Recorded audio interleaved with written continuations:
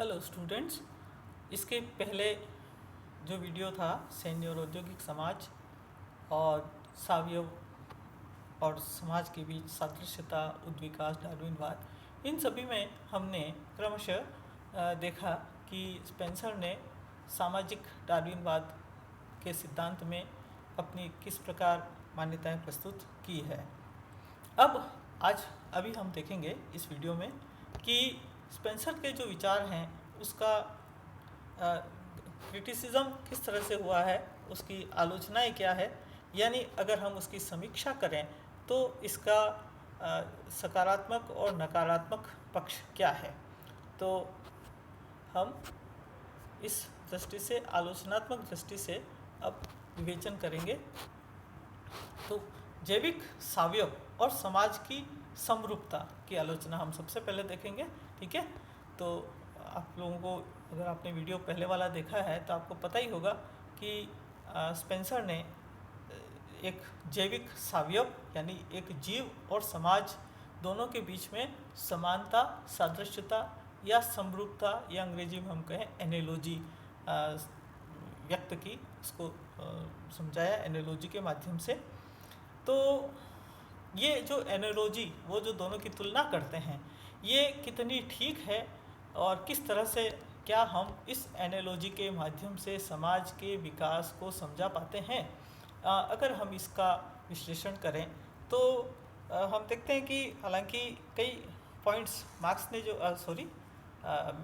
Herbert Spencer ने जो अपनी बात कही है, ये सिद्धांत काफ़ी कुछ समाजशास्त्र में महत्व भी रखता है, लेकिन कुछ इसके ऑब्जेक्शनेबल पोर्शन भी इसका है इस पर लोगों ने ऑब्जेक्शन किया है।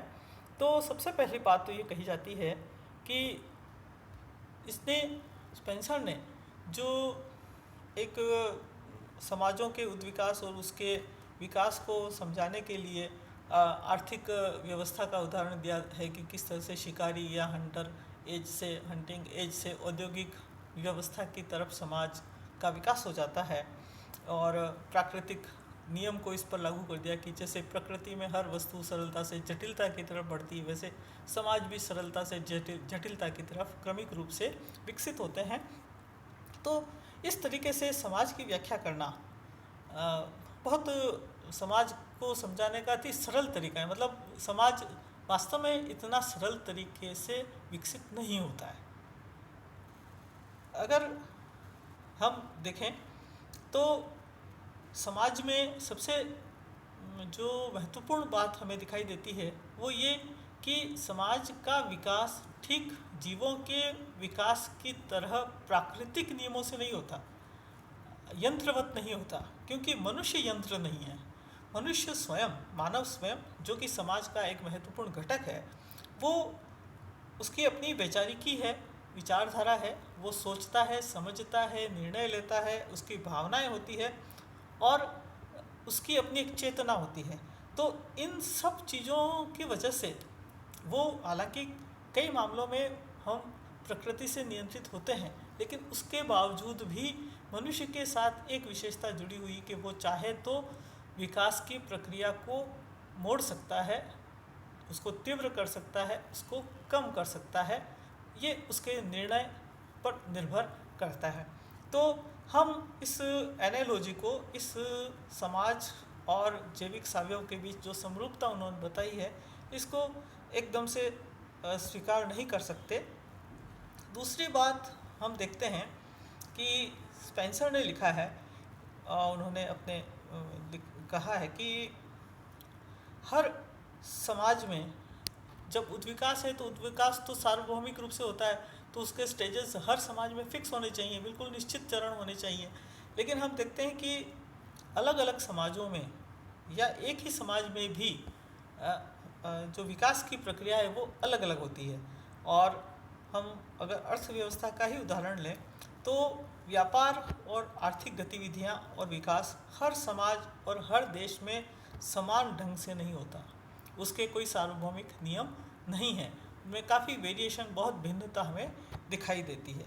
और इसी तरह से श्रम विभाजन भी अलग अलग ढंग से हमें दिखाई देता है। तीसरी बात हम ये देखते हैं कि जैसा स्पेंसर ने कहा कि जो औद्योगिक समाज है वो सामाजिक उद्विकास की आप कह सकते हैं जटिलतम अवस्था है।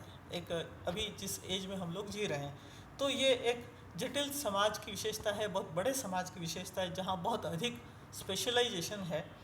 तो ऐसे समाजों में स्पेंसर तो ये मानते हैं कि ऑटोमेटिक ही व्यक्ति स्वयं इतना नैतिक हो जाएगा कि वो समाज में संतुलन और सामंजस्य बनाए रखने का प्रयास करेगा।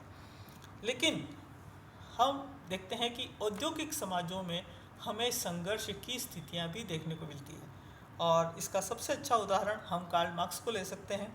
तो मार्क्स ने तो लिखा है कि पूंजीवाद का विकास, और पूंजीवाद का विकास आप लोग जानते हैं कि औद्योगिकरण के साथ जुड़ा हुआ है। औद्योगिक समाज में ही पूंजीवाद विकसित होता है। तो मार्क्स का तो पूरा सिद्धांत इस बात पर टिका हुआ है कि पूंजीवाद के विकास से समाज में संघर्ष बढ़ता है।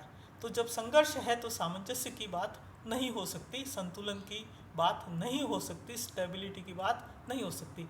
तो ये दोनों चीज़ें हमें विपरीत प्रतीत होती है। इसी प्रकार से अगर हम दुर्खिम को लें तो दुर्खिम भी कहते हैं कि श्रम विभाजन, दुर्खिम का सिद्धांत है, आगे चलकर आप लोग पढ़ेंगे।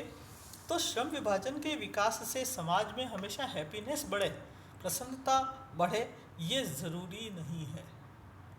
श्रम विभाजन सभ्यता का विकास करता है, लेकिन प्रसन्नता में वृद्धि हो ये ज़रूरी नहीं है। उसकी वजह से समाज में नेगेटिव या नकारात्मक भावनाएं भी उत्पन्न हो सकती है।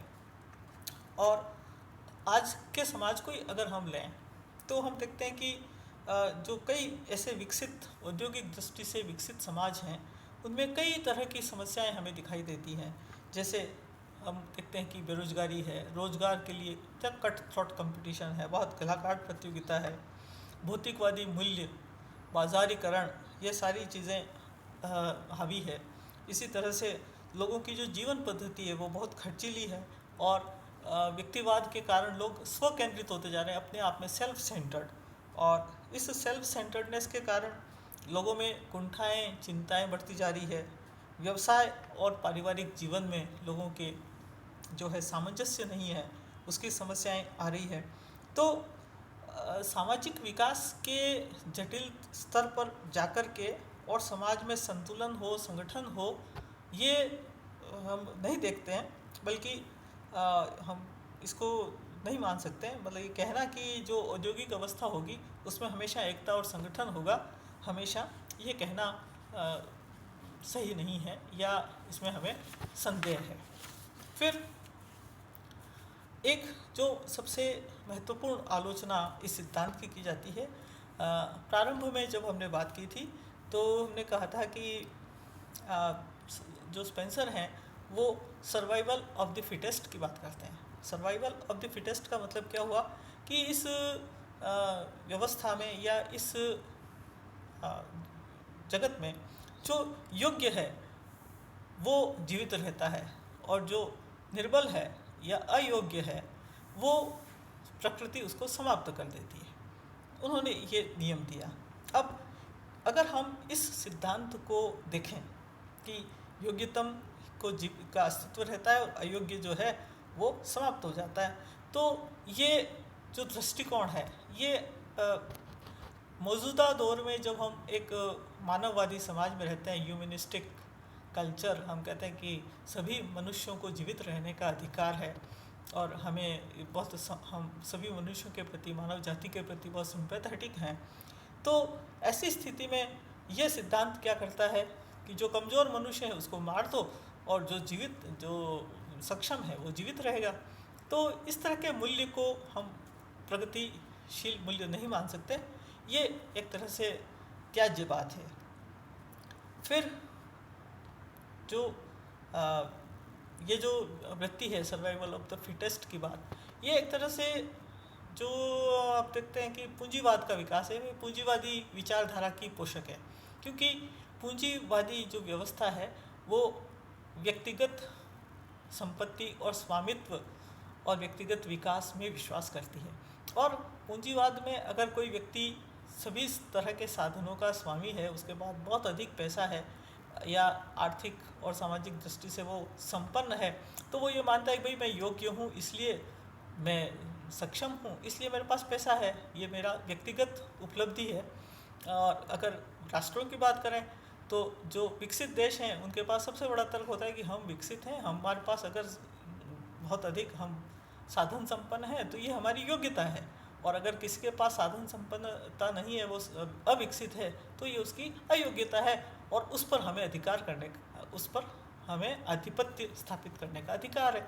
यानी जो कमज़ोर है उसको दबाया जा सकता है, उसको गुलाम बनाया जा सकता है, उस पर आधिपत्य स्थापित किया जा सकता है। एक तरह से ये सर्वाइवल ऑफ द फिटेस्ट जो है ये इसको पोषण करता है, इस वृत्ति का पोषण करता है, वो चाहे उपनिवेशवाद हो, चाहे साम्राज्यवाद हो, या आधिपत्य की जो राजनीति है उसका। तो इसका कतई हम समर्थन नहीं कर सकते।